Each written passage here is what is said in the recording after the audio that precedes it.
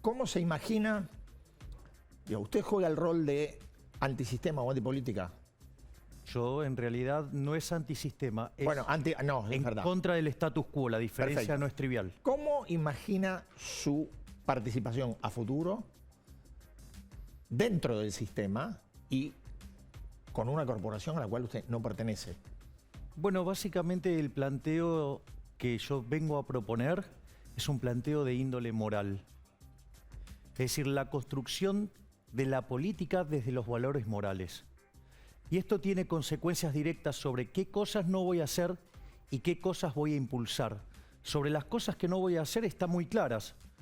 Jamás voy a subir un impuesto, jamás voy a crear un nuevo impuesto, jamás voy a ir contra la vida, jamás voy a ir contra la libertad y jamás voy a ir contra la propiedad. O sea, bien el paradigma liberal, digo, casi que estoy recitando a John Locke acá. Y por otra parte ¿qué es lo que voy a proponer? Básicamente todas las propuestas que yo impulse tienen que ver con que los ciudadanos ganemos libertad, que ganemos en la libertad, que nos quitemos el peso opresor del Estado. Por ejemplo, hay una discusión que es una de las más conocidas de la que yo planteo, que es la del Banco Central, ¿no? Digamos, o sea, arrancar con una reforma financiera que termine con el Banco Central. Entonces, ahí claramente hay discusiones de índole técnica, hay cuestiones de índole empírica, pero para mí la discusión más importante, no reniego las otras dos, de hecho soy profesor titular de Teoría Monetaria y Teoría Monetaria 2, con lo cual es una materia que algo manejo, pero para mí la discusión central es moral. Porque la pregunta es, ¿quién de ustedes está a favor del robo? ¿Quién de ustedes está a favor de la corrupción? Bueno, les cuento que el Banco Central con el impuesto inflacionario nos roban 5 puntos del PBI. Por lo tanto, la discusión es moral. Es decir, digamos, no sé, les hago un ejemplo más fácil. Por ejemplo, el control de capitales, que lo aplicó el gobierno anterior y este gobierno lo profundizó de manera grosera. Está mal desde lo moral. ¿Por qué? Porque si vos te ganas tu dinero honestamente, vos te lo podés gastar en lo que quieras, en peras, bananas, zapatos. No, el gobierno decide, no, dólares no. ¿Por qué dólares no? O sea, eso ya es un cercenamiento de la libertad. Después, dada la historia monetaria argentina, que todo lo que se quedaron en pesos nos estafaron, además implica cercenarte, ¿sí?, tu consumo futuro, porque en el fondo vos lo haces para pasar consumo al futuro. Y hay algo que todavía es más grosero. Te aumenta artificialmente la demanda de dinero, por lo tanto te aumenta la base imponible del impuesto inflacionario y con lo cual vos tenés un aumento de la estafa. Es decir, ¿me comprendés que cuando vos planteás la cuestión desde lo moral, se vuelve muy fácil? Porque entonces, ok, ¿qué? ¿Vos me querés robar? ¿Vos me querés quitar la libertad? ¿Vos querés ir contra mi vida? ¿Qué es lo que querés? Explícamelo, porque para mí robar está mal, ir contra la vida está mal, ir contra la propiedad está mal. Ahora, Milei, está bien, pero hay cosas que son más terrenales y tenemos una historia en la Argentina, una Argentina que tiene el 40% de pobres y que todos los meses un Estado que firma 20 millones de cheques para atender la situación de millones de personas que están en condiciones, que reciben los planes y que están en dificultades porque no hay trabajo. Digo, eso está más acá de la macro, digamos. Bueno, pero ahí también tenés una respuesta filosófica y tenés una respuesta de diseño de política macroeconómica. Pero los planes, concretamente, ¿qué van a hacer? A ver, yo digo, esto ya lo escribí en el 2014 en Política Económica contra Reloj. Los planes, vos no se lo podés sacar a la gente, es la gente la que va a abandonar los planes. Por eso nosotros hablamos de 3 reformas de generaciones. Reformas de primera generación, segunda generación y tercera generación. En la reforma de generación la reforma de primera generación está la reducción del gasto público, pero en aquellas partidas donde roba la política, llámese la obra pública, llámese las transferencias discrecionales, llámese el pasamano de los subsidios económicos. Eso para que vos puedas bajar impuestos sobre el lado de la oferta y redinamizar la inversión, complementado con una reforma laboral de un mercado laboral flexible hacia adelante para no vulnerar los derechos de los insiders, o sea, de los que están hoy, ¿sí? Y una vez que vos haces eso, vos ahí podés abrir la economía unilateralmente y eso te va a asegurar que por lo menos vas a crecer fuertemente durante 15 años. A partir de ahí vos podés pasar a las reformas de segunda generación, que tiene que ver con el sistema previsional, porque el déficit del sector previsional son 3 puntos del PBI y creciente, y si Cristina avanza en sus andadas va a ser peor todavía. Entonces, pero podés hacerlo sin vulnerar derechos, podés avanzar en una reforma del Estado para reducir la cantidad de empleados públicos, pero por ejemplo, con un programa de retiro voluntario, pero como vas a tener un régimen laboral flexible, no te va a salir mal como en los 90 y te va a salir bien porque se van a ir a otro trabajo y con la plata de la indemnización. Y ahí, en ese proceso de fuerte crecimiento económico durante muchos años y que además es intensivo en generación de trabajo, porque para eso flexibilizaste el mercado laboral, ahí la gente va a ir abandonando los planes sociales. Y después lo que te va a quedar es el remanente de aquellos que fueron víctimas del sistema y no pudieron salir. ¿Y por qué menciono que esto también tiene una contraparte moral? En el libro de Ayn Rand, ¿sí?, que se llama La virtud del egoísmo, tiene un ensayo que se llama La ética de la emergencia. Entonces, lo que hay que comprender es que aquellos que son beneficiarios de los planes sociales, en realidad son víctimas del sistema y que cuando vos tenés que hacer el ajuste, los primeros que tienen que pagar el ajuste son los políticos, no las víctimas del sistema, porque si no lo estás castigando 2 veces. Entonces, y en este contexto, digamos, también vos vas ganando eficiencia en la economía y podés además bajar más impuestos porque cada vez es más chico el Estado. En las PASO, la Fuerza La Libertad Avanza tuvo 13 puntos y algunas encuestas dicen que podrían llegar hasta el 20. Luego digo, me parece que hay un fenómeno que no tiene que ver con algunos de estos temas económicos que vos explicás. Algunos, por ejemplo, a mí se me escapan absolutamente. Y acá aparece el componente del voto joven. ¿Qué es lo que vos observás de que por qué hay un sector de la juventud, en este caso de la Ciudad de Buenos Aires, que confía en vos y que te vota para esta oportunidad? A ver, yo creo que, primero que es algo que está pasando a nivel internacional. Es decir, las expresiones liberales no solo están ganando lugar en Argentina. Es decir, muchos se sorprendieron cuando hicimos nuestro lanzamiento de campaña con el acto de Plaza Holanda, quedaron todavía mucho más sorprendidos con el de Parque Lezama, quedaron más sorprendidos con los números. En realidad es algo que no solo pasa en Argentina, pasa en el resto del mundo. Es decir, de hecho, yo he dado muchas charlas, no solo en Argentina, sino en el resto del mundo, y la cantidad de gente oscilaba entre 1.000 y 5.000 personas. O sea, con lo cual es algo, digamos, más global. Entonces ahora voy sobre el fenómeno global. Básicamente hoy el status quo recita los postulados de la izquierda. De manera más cool, de manera más amigable o más fuerte o lo que uno quiera, pero recita los postulados de la izquierda. Por lo tanto, los jóvenes que suelen ser rebeldes al status quo, hay una rebelión natural que obviamente va a ser liberal. El otro punto que también es algo no menor es que en Argentina, esto se repotencia, el sistema de educación pública, independientemente que sea de gestión estatal o de gestión privada, está diseñado para adoctrinar, para lavarle el cerebro a la gente y para que sean esclavos de la religión del Estado. Y los jóvenes, al tener menos tiempo de exposición frente a eso, se rebelan. Entonces, eso les diría que es el gran motor, pero ojo que no solamente son jóvenes, porque una de las cosas que ha pasado a lo largo de la campaña es que se empezó a ampliar la base. Y la realidad es que hoy nosotros trabajamos fuertemente para dejar en tercer lugar al kirchnerismo.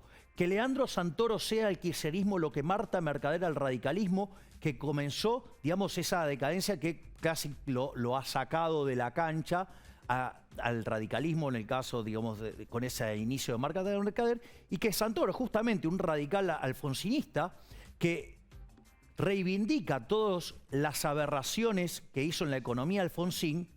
Lo interesante es que por lo menos podría rescatar la cuestión institucional y encima se va con los kirchneristas que son los malos del barrio.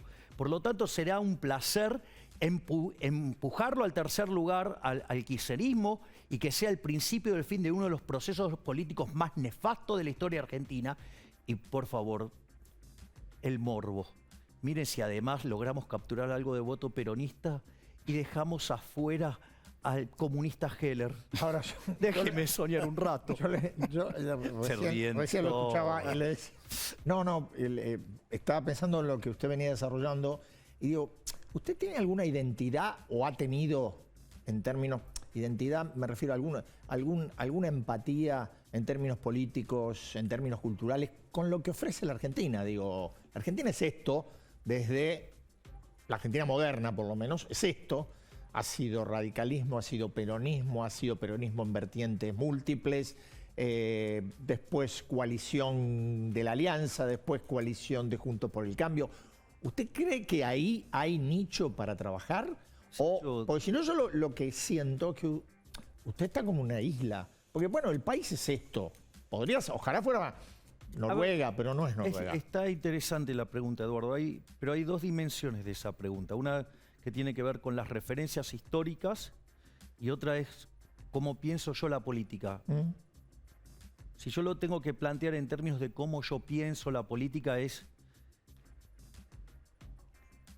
hay una enseñanza que nos ha dejado el Frente de Todos.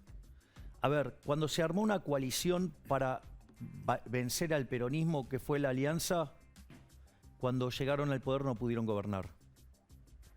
Cuando se armó Cambiemos, se armó una coalición que fue buena para ganar las elecciones, pero la realidad es que terminó siendo un muy mal gobierno. Y después uno podría haber caído en la tentación o en la trampa de decir, bueno, acá solamente pueden gobernar los peronistas. Estamos condenados a que solamente se pueda gobernar, digamos, con esa lógica. Y tenemos que rogar que salga uno bueno y no uno malo. Que hay muchos buenos adentro del peronismo y que ahora los... Este es un dato. Claro. Ahora, ¿qué es lo interesante? Es que también es un armado peronista para ganar una elección y no funciona. Yo creo que hay que, básicamente, lo que le debe la política a los argentinos es un ordenamiento ideológico, es decir, que se agrupen para que tengan mandato. Entonces yo creo que hay una solución colectivista y una solución que abraza la idea de la libertad.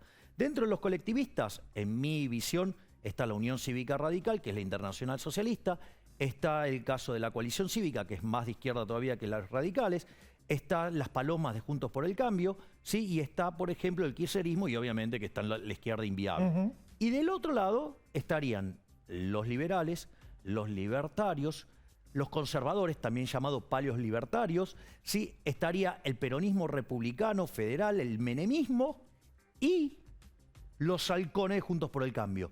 Entonces, ahí habría un ordenamiento ideológico muy claro. Entonces, mi propuesta es ir hacia acá. O sea, entonces hay mandato. No es que llego y, bueno, no sé, no puedo hacer porque esta parte de la... A ver, yo me planteo el problema de Macri. O sea, Macri llegó y, digamos, tenía un discurso muy razonable, muy entendible. O sea, obviamente que yo soy muchísimo más liberal, digamos, o sea, y obviamente que soy más liberal que todos los liberales que andan dando vuelta en la política, eso seguro. Ahora, ¿cuál es el punto? El punto es que si uno llega al poder y tiene, por un lado, a la Unión Cívica Radical con su socialismo impregnado hasta la médula, la Coalición Cívica, las palomas, y puede ser que haya quedado encerrado y no lo dejaron tomar decisiones y por eso el gobierno fue lo malo que fue. Pero esto es una hipótesis. Ahora, Milei, hablando de apertura, digamos, hablando de apertura de la economía, hablando de la necesidad de modificar la estructura laboral, la estructura de las jubilaciones, ¿no es el riesgo de ser el sucesor de Cavallo? Cavallo fue el mejor ministro de Economía de la historia argentina. Y de hecho, el gobierno de Menem fue el mejor gobierno de la historia argentina. Eso, digamos, o sea, no es una opinión personal de preferencias.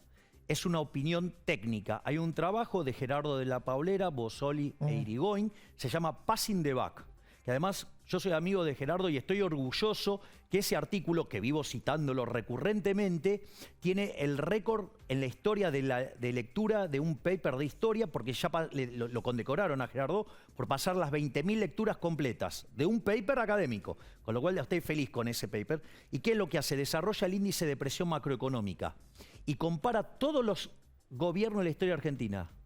Le pese a quien le pese, el primer gobierno de Menem fue el mejor gobierno de la historia argentina. ¿Y por qué digo lo de Cavallo? Porque ustedes saben, bueno, porque soy el más joven de todos, aparte porque escribís muy buenas notas. Ellos también, pero no. Pero, Hoy estamos viejos. Pero, digamos, o sea, vos conseguiste una nota muy difícil. Una nota sobre tu hermana para la Sí, gente. exacto. En Clarín. Ya Sí, después le vamos a todavía preguntar. no la vi, ya voy a pagar los costos. Ya te aviso. Después le vamos a preguntar por qué dejó de usar los trajes a rayas y usa los trajes. Bueno. La leyó. él. No la leí. Si no me lee Canedo, estoy al horno. Claro. Entonces, fíjense que en los primeros 2 años, Menem choca la calecita varias veces. De hecho, vuelve a caer en una hiperinflación, el plan Bungiborn fracasa, después fracasa el trabajo de Herman González, cuando ahí después ya se encuentra, ¿sí?, con Cavallo y termina generando el programa económico más exitoso de la historia argentina. Milei, mire, quiero preguntarte algo con una respuesta concreta. El domingo... Siempre soy concreto, No, o sea, a veces soy muy extenso. Claro. El colega Santiago Fiorini reveló en Clarín que te reuniste con Mauricio Macri. Digo, ¿Macri no forma parte de la casta política? A ver, yo, de vuelta, yo tuve una reunión con el expresidente Macri 3 semanas antes de las PASO, y la realidad es que, primero que yo no tenía la gravitación política que emergió después de las PASO, o sea, la verdad que hay un dato fáctico, ¿no? O sea, si lo levantaron todos los diarios del mundo y The Economist me dio una página, bueno, ahora también hizo algo Le Figaro, pero, o sea, tenía otra gravitación política y en realidad fui y hablé estrictamente de economía. Lo que básicamente yo le hablé fue sobre explicar por qué esto estalla. Pero te pregunto, digo, y si pregunto, digo, ¿no forma parte de la casta política Macri, a diferencia de otros que vos condenás, o te arrepentís de esa reunión?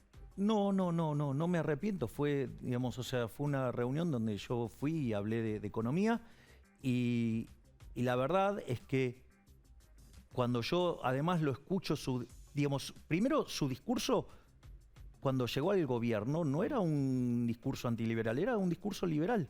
El problema fue quienes lo acompañaron, ¿sí? Y me parece que eso fue lo que lo dinamitó. Segundo, el hombre hizo una autocrítica. Digo, después, o sea, uno sabrá si es cierto o no. Y después, en términos de del ordenamiento que yo estoy planteando, yo no lo veo del lado de los colectivistas. De vuelta, no todos los liberales somos del mismo estilo. De hecho, a ver, vos tenés liberales clásicos, liberales minarquistas y anarcocapitalistas. De hecho, yo filosóficamente soy anarquista, o sea, soy anarcocapitalista, pero en la vida real soy minarquista. Entonces, aparte, digamos, si el hombre además hace una autocrítica y decide, bueno, ahora voy a abrazar más fuerte la idea de la libertad, me parece que él está del lado de los halcones, no de las palomas. Milei, mil gracias por estar esta noche con nosotros.